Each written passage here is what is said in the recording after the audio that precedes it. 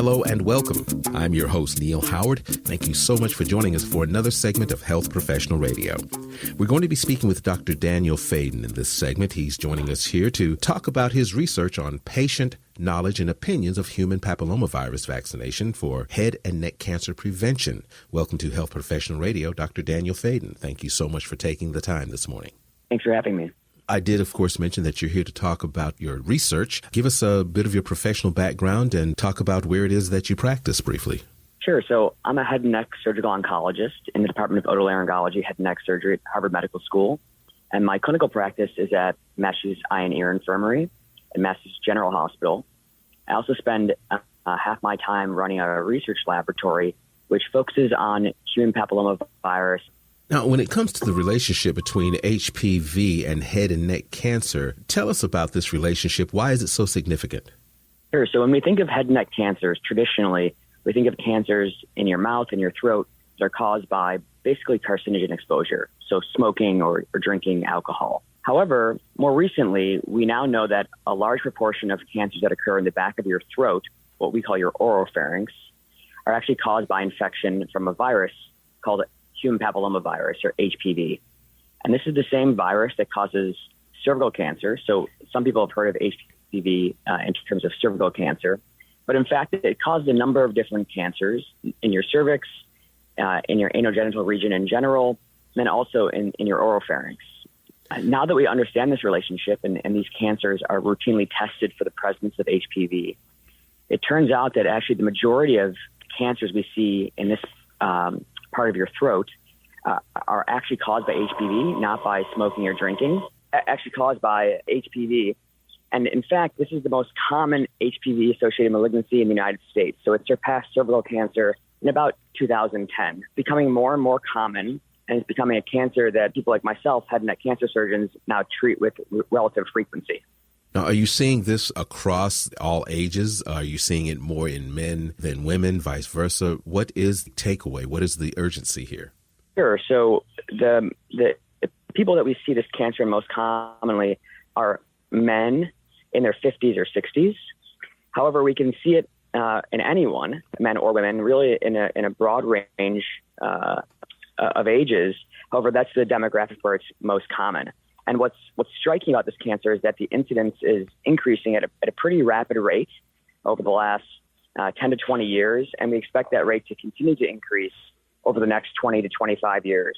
You know, we hear a lot about HPV vaccination early in life. Is that something that needs to take place at that point in someone's life, or can you actually be vaccinated for it later in life and still get positive results in prevention? Sure. So as you know, there is a highly efficacious, meaning very effective HPV vaccine that's available in the United States, and it's been around for quite a while now.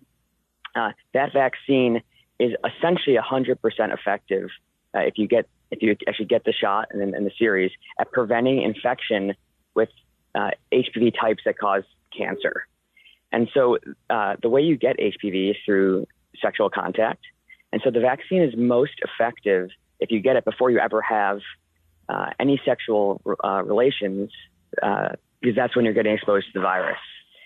However, if you look at what our vaccination rates are in the United States, they're getting better over time each year, but they're still relatively low. So about 50 to 60% of boys, adolescent boys, have been vaccinated in the United States. And if you look at adults, so men between 18 and 45, which is the top age range for which you could potentially qualify for vaccination, those rates are significantly lower. Depending on the studies you look at, that can be anywhere from about 15% to about 30% of men are vaccinated. So we're not doing a great job of vaccinating those at highest risk for getting these cancers. Is there fear of vaccines that is preventing people from getting this HPV vaccine, even though it's been around for decades? Yeah, well, the reasons for vaccine hesitancy is it's a very complicated topic, obviously, and many different things play in.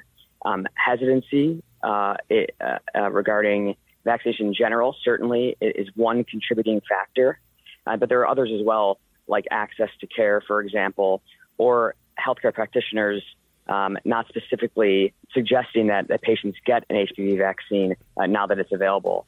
Where was your research data presented? Sure. So we presented a study that looks at the attitudes, opinions, and barriers to vaccination in adults at the most recent meeting of the American Academy of Otolaryngology-Head and Neck Surgery. What were some of the major takeaways from your presentation? Sure. So what we did in this study, which is a little bit different than many others, is that we focused on a specific group of patients. Most studies that look at vaccination look at first of all adolescents, and second of all sort of just look across the spectrum at all potential candidates for vaccination. In this study, we were specifically looking at adults, so ages 18 to 45, who potentially qualify for a specific type of vaccination, which is called shared decision making.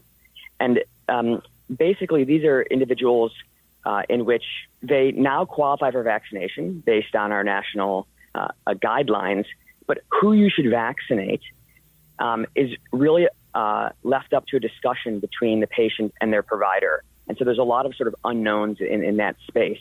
And that's something that we've been studying. And the way we've done that is to survey individuals who come in for other reasons to the hospital, not related to needing a vaccine, and then asking them questions about if they're vaccinated via survey, why or why not, different questions about their attitudes and opinions towards vaccination.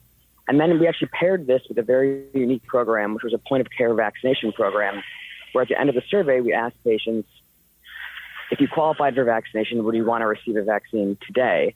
And if they choose yes, then we would that would set off a workflow in which individuals would have counseling, have sort of an individualized discussion and shared decision-making, and if it made sense to vaccinate, receive the vaccine on the spot. When you mentioned vaccine hesitancy, what is it that healthcare professionals should be aware of in terms of communicating to their patients the importance of HPV and cancer prevention?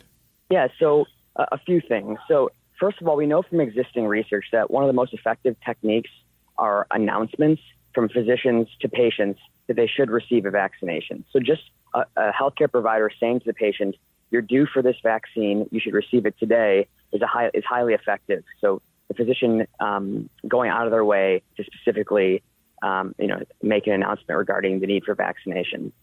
What our study showed and delved a little bit deeper into was specifically in adults, what information could we provide that may further influence individuals to get vaccinated. And what we found in this study is that the greatest predictor of someone being vaccinated is two things. Is first, if they understand that HPV causes cancer and that there's a vaccine that prevents infection with HPV. And the second specifically, and especially in men, was understanding that HPV causes throat cancer.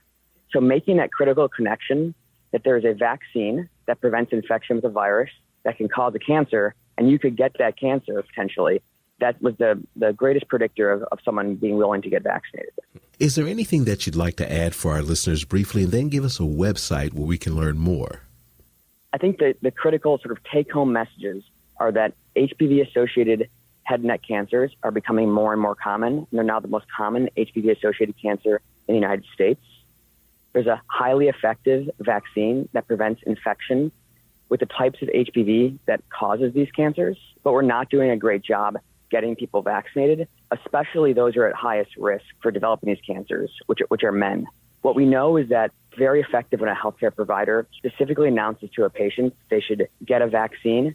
And what our research shows is that the most effective technique on top of that is to make a direct connection between HPV and cancer and HPV and head and neck cancer as a way to influence individuals to be willing to get vaccinated. And a website where we can learn more about Mass Eye and Ear. Sure. So the homepage for our hospital, which has information regarding these types of cancers, is www.masseyeandear.org.